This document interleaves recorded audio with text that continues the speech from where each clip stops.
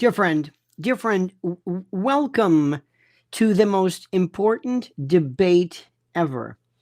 This is ostensibly about a New York City election, but that's a part of it. Yes, that's true to an extent, but it's bigger than that. What it is about the future of radical democratic policies, whether Islamophobia and anti-Semitism and all these throwaway terms, whether that makes any sense at all, and also what will happen to this great city in the event this nincompoop were to be elected. Now, we're going to go through a couple of things here, and I want you to listen very carefully. And I want you to look at this in terms of being a rational adult, and let's don't get into name calling and all this kind of stuff, because whenever it happens, invariably somebody will start calling him a communist. He's not a communist. He's not even a socialist. He's a democratic socialist, which is some kind of a Nordic term for I don't know what. He believes in welfare politics. He wants to just give away stuff, lie to people. He is sent on orders from somebody in the shadow government to just spew this bilge and to see what kind of a damage, what kind of havoc he can wreak on the good people of New York City. It's not simple. That simple, my friends. Now, you and I can talk about it. We can laugh all we want. We can pretend it's not true, but that's exactly what's happening. Okay? And one of the things he wants to do, which I want everybody here to listen to when it comes to the idea of radical left politics, especially as it affects the legal community, which we here at Lionel Legal are about, I want you to recognize that there is something here that is called, this is very important, very critical, it's called restorative justice. And restorative justice is the word that they use. And the term is used for the following. This is their language. They will say they're seeking a non-carceral, non-incarceration form of justice to deal with and to approach and to affect and to address the problems. Why? If you were the victim of crime, why were you selected? Why were you the victim of crime? Why, pray tell, were you victimized? The hell with you and your split head, your lost funds, your lost work because you've had a crowbar or something crack your head in two. We want to find out more about why somebody was about. Could it have been mental health? Could it have been drug abuse? Maybe there's a form of non-retributive therapy that we could use. Oh, now listen to me and listen carefully. And I want everybody here, stop thinking this is just New York. It is not. Kelly McKinnon, ladies and gentlemen. Kelly, your kindness makes me weep. Thank you, dear Kelly. Thank you. This is not, Kelly, about New York City. There are 8 million of us. Even at its worst, the numbers are so great that the chances of you being the victim of crime are less than nothing. Does that make sense? Let me explain to you. It makes sense to me for a variety of reasons. If you were in Wilmington, Delaware, and you had a surge of crime, people are kind of not really spread out. We have 5 boroughs. I think, what is it? Brooklyn could be like the 7th largest city in the nation. So anyway, so if you come here, chances are And even at the height, or height, as people say, even at the height of the George Floyd disaster, even then, it was like, well, it was bad, but most people I know were not affected. Most people I know have never been the victim of a robbery or an assault. So let me just explain something to you. The numbers are great, but when you've got so many people and so much area, you know what I mean? So thank you for that. But it doesn't just mean New York. It means elsewhere. Now let me explain to you one of the biggest problems, and this is very critical, by the way. And let me also tell you something. We had problems after COVID was the worst. We had that non-carceral restorative justice with Alvin Bragg, the DA, who's up again. We had our problems with Bill de Blasio. We had our problems with a person who was mentally retarded by the name of Eric Adams. So the good news, the only good news, is that everybody is under such scrutiny of Zohran Mamdani that if he farts the wrong way, they're going to be all over him. He won't be able to scratch his arse without there being headlines and media and focus. I mean, he won't know what.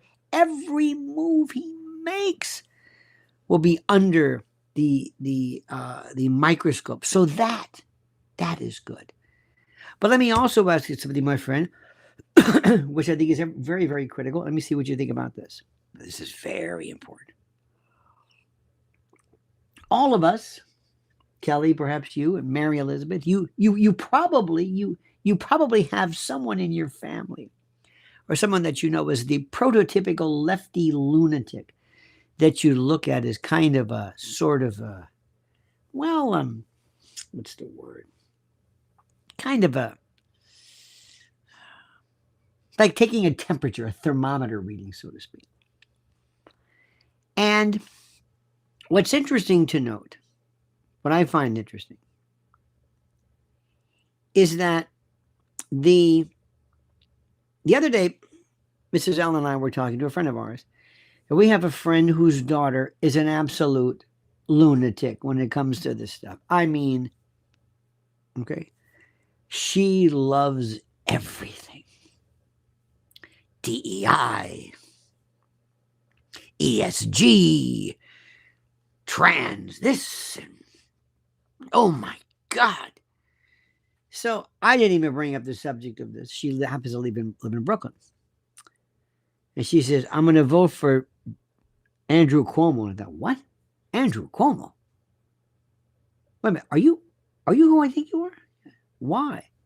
And she said, because I'm tired of walking around in my neighborhood and seeing all these headscarves. I don't know what's happening to America. Nothing bothered her before. Not DEI, not ESG, not even trans. But she says, I don't want to walk out and see nothing but headscarves. Women. She never said, I don't want to live in a country where there's a lot of Muslims because we've got like 500 mosques. She didn't say that. She said, I don't want to see headscarves. Do you see that where you are, Susie Q? Do you see that? Kelly, are you seeing like, wait a minute, what the hell is this all about? Are you an Islamophobic? It's what they're going to call you. It's all they've got.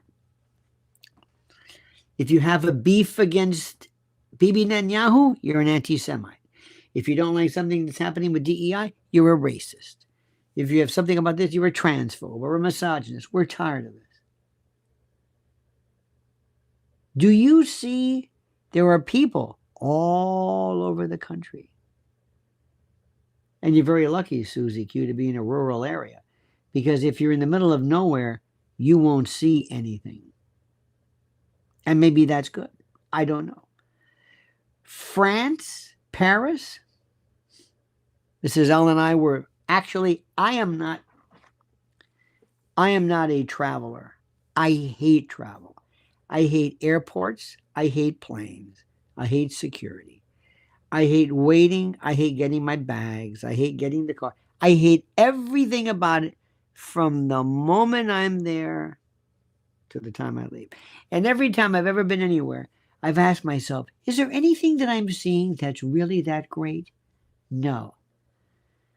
A friend of mine has a picture on top of a camel in front of the pyramids in Egypt. Keep it. Do you have any interest in being on a camel? I don't. I'll take your word for it. I'm sure it's groovy being on a camel. Not for me. So anyway, so we were thinking about, believe it or not so much just Paris, but saying, not anymore. That place is turned into a shithole. And Trump was right. The UK, forget it. There is a movement of Islamism. Now, is that Islamophobia? I don't think so. And what it is this. Progressivism, they say, is a religion disguised as a political movement. Other people will say that Islamism is to be an Islamist, is a political movement disguised as a religion. That they don't want to come into your town to just pray and to assimilate. They want to replace. They want to replace America. And that is a different story. They want to replace America. They don't want to be a part. They don't care about our traditions, our language, our music, our clothing, our style, our sensibilities. No, they're not interested. They don't care about that. They want to change everything. And they're going to tell you you're an Islamophobe. This isn't about Muslims. Do you want to live in a place where at 3 a.m. you're going to hear calls to prayer on loudspeakers? No. No. Are you an Islamophobe? Do you want to hear? I don't think there's any calls to prayer in Hebraic or Jewish or any other. I don't know. Maybe there is. There are some folks who don't like the notion of koshering halal butchers and like because they think it's brutal. Okay, does that mean did you ever hear of Medzitze Bepeh? Did you ever hear this story? This was one of the ones. This was unbelievable. It's pronounced Medzitze, Bpeh.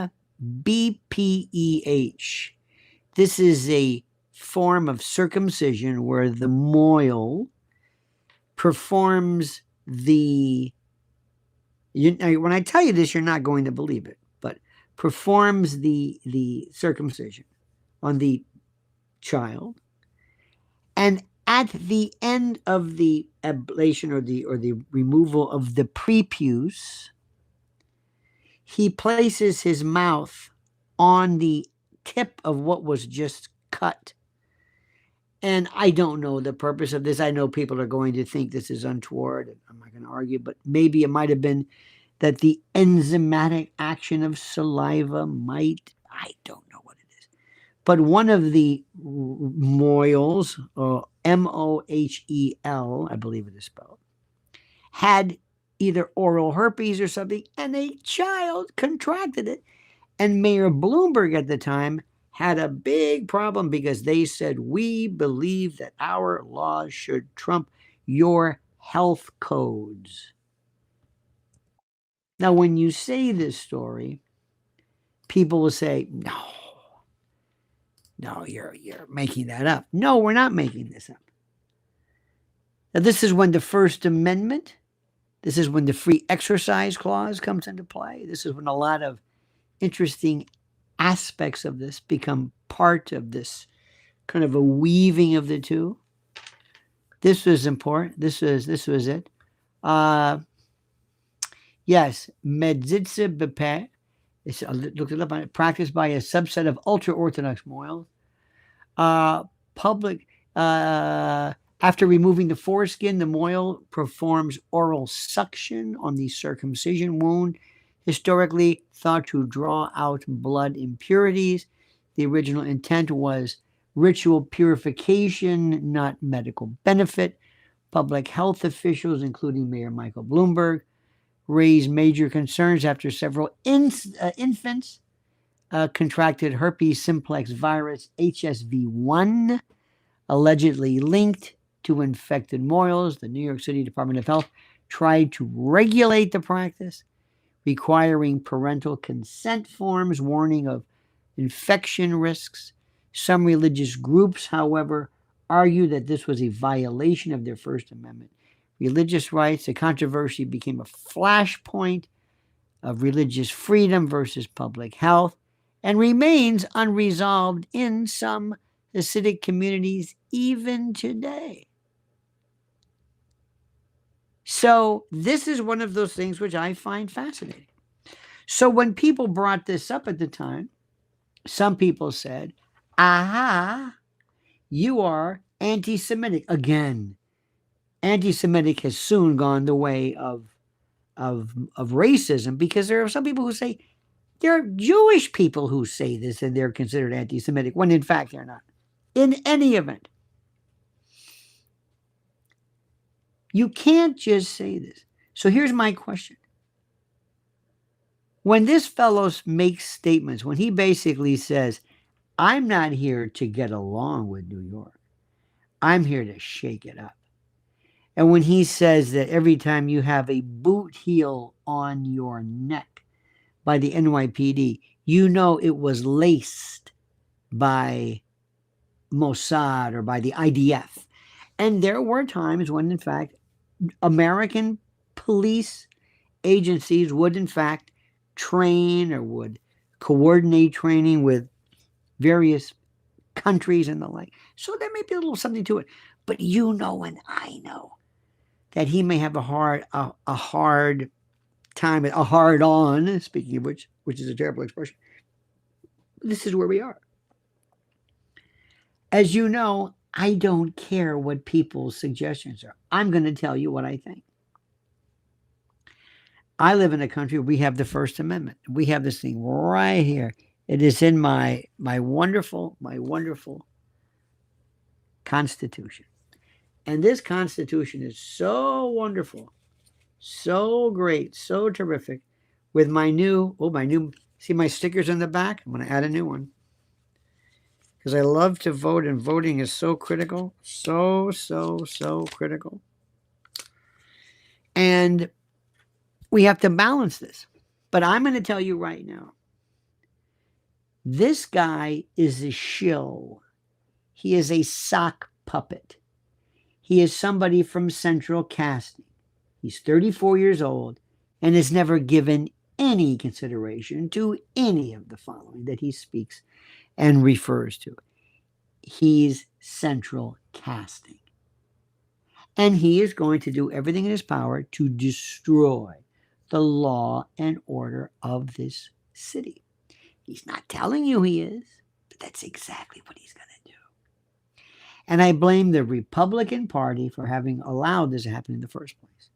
But remember, do some research. Restorative justice, ladies and gentlemen. Restorative justice. Now, I hope you wonderful folks are going to be listening to me at 1 a.m. Eastern Time on 770 WABC. Tell me you will. Say you will. Oh, say you will, dear friends.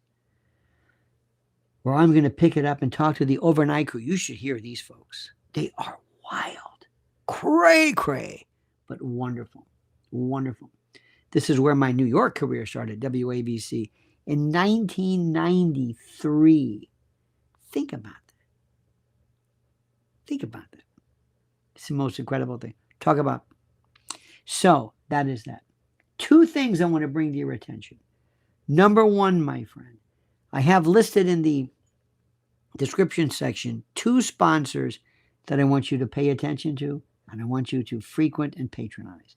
Number one, preparewithlionel.com.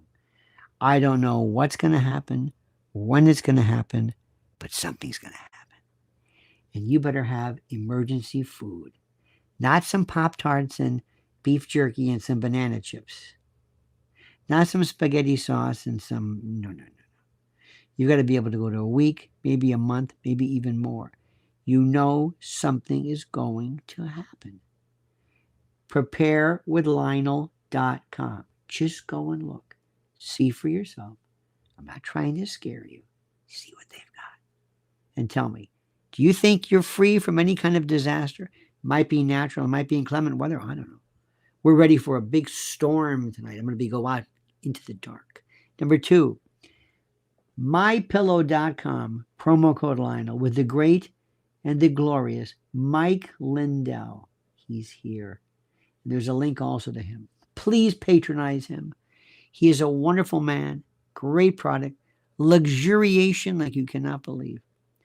And he has been a stalwart in his unmitigated, absolute, his just the audacity that he's been able to exhibit of specifically wanting to speak his own mind. So keep that in mind, dear friends. To our dear friend, Ms. McKinnon, thank you so much. You are so terrific. You are so wonderful and grateful. And I'm going to put a special thank you. There you have it right there. Thank you for your kindness. Thank you for that. My friends, I wish you all the greatest of days today. Thank you so much. I just had some time. It's about midnight here. Midnight at the Oasis is about 11 p.m. here. This is my evening. My circadian rhythm has completely changed.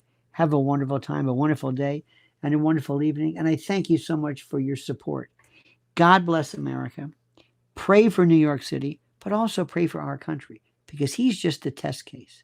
All right, dear friends. Have a great and a glorious night. We'll see you next time. And until then, remember, as we always say, the monkey's dead. The show's over. Sue ya. Da.